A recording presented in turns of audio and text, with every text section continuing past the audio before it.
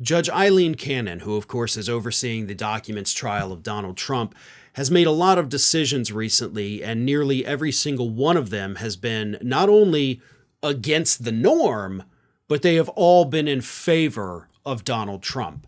And legal experts, especially following Cannon's decision this week with her idiotic, insane is the way they're describing it, jury instructions, which basically say either show these commoners in the jury the classified documents, or they have to be told that Trump made these personal documents. That's insane. And legal experts are still, even days after those decisions came down, shocked, stunned at how badly and how brazenly Judge Cannon is rigging this trial in favor of Donald Trump, because there is no other way to describe it now. She's rigging the trial in favor of Donald Trump.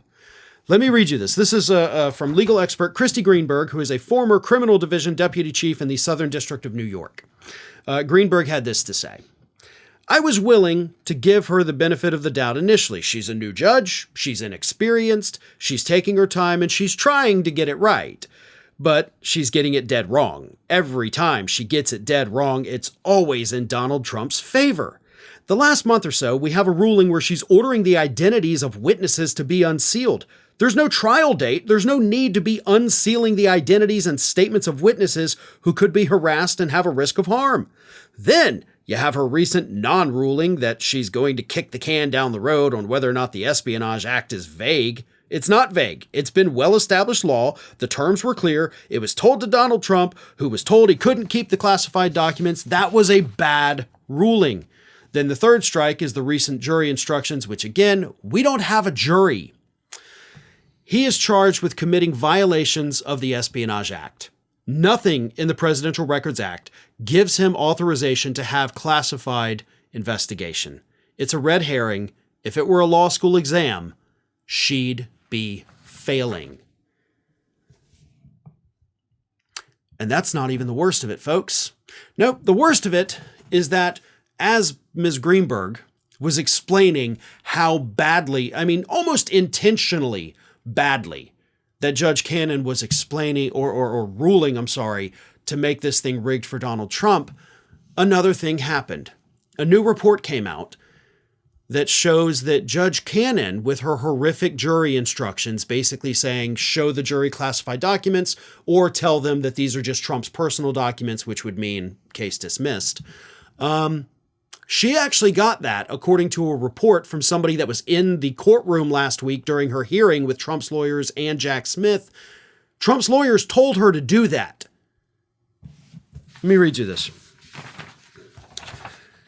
Cannon then turned to the jury instructions, asking hypothetically, if she denied the motion to dismiss, what would the jury instructions be for unauthorized possession? Earlier in the hearing, Cannon asked, when does possession become unauthorized? Trump's attorney told Cannon the jury instruction would absolutely have to include language from the Presidential Records Act discussing Trump's designation of the records as personal.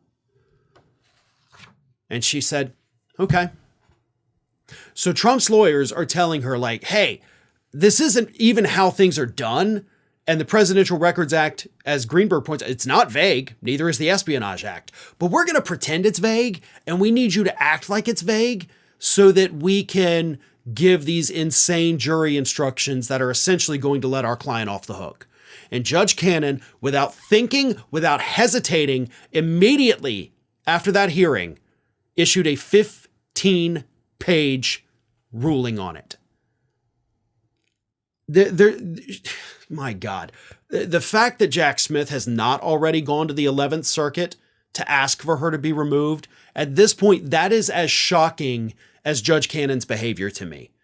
There is no excuse for it at this point. I had said actually about a week ago that Jack Smith, according to experts, is probably just trying to compile a whole list of horrible things she's done in order to be like, here's everything, get rid of her. You don't need anything else at this point. If you wait any longer, we're looking at a trial taking place maybe by this time next year.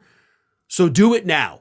It has to be done now. There is no excuse. And if Democrats retake the House and retain the Senate, based on her behavior in this case, her very clear partisan activities that are impeding her judgment as a judge, she should be impeached.